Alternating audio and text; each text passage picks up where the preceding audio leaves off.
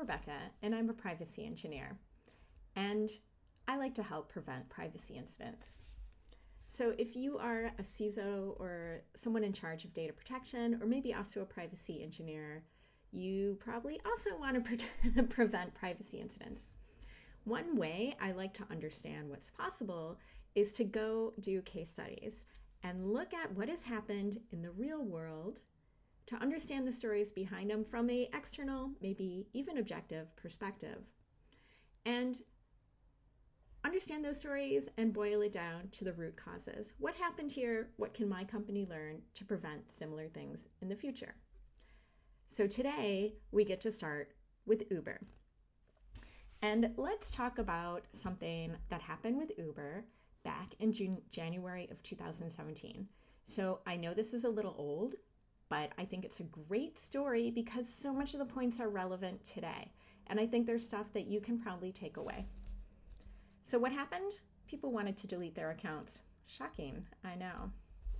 So I have to give you a little bit of background, and I am going to try to be as factual and objective about the events as possible, but there are some American politics involved. So back in January 2017, Trump had been just elected president, and one of the first things he did was he put in place a travel ban for people from certain countries weren't allowed to come to America, and it went into effect immediately, meaning some of the people who were actually on the plane in air would arrive and find out this travel ban had just gone into effect, and there had not been the resources or sort of the processes put in place so that the people arriving had due process. So what does this have to do with Uber? Well, what happened was this upset taxi drivers and they went on strike. Uber's CEO tweeted that they would not, basically that they were going to break the strike and saying like, oh, we're not going to charge you extra. Uber will still pick you up at the airport. And so this upset a lot of people. And it created a Twitter storm, #DeleteUber. And around this time, around 200,000 people requested Uber account deletion. All right, they're allowed to do this. This is part of a normal data privacy protection program. What's the problem? What can you learn from this? Well, Uber had not automated account deletion.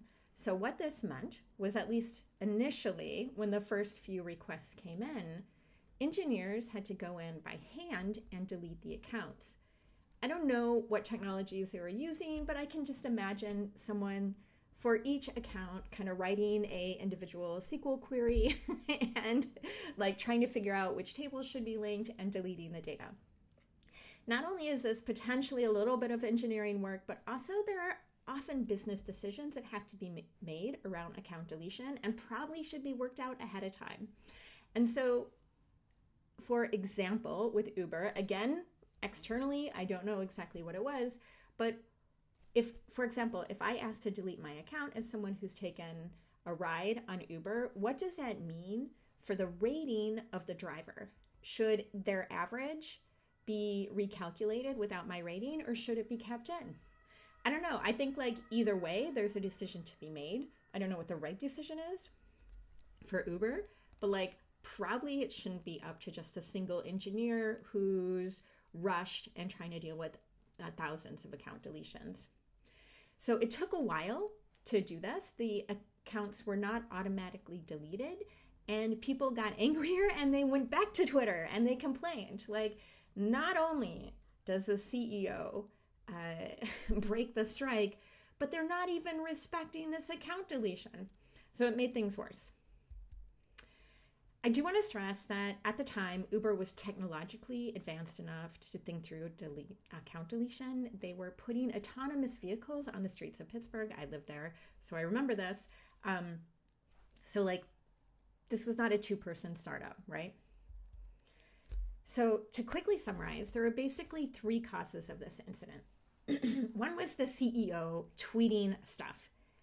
If you are a CISO, if you're a data protection responsible for privacy programs, data protection officer, you don't have a lot of control over like crazy politics and your CEO, the CEO's like public statements. But at the same time, the burden ends up falling on you.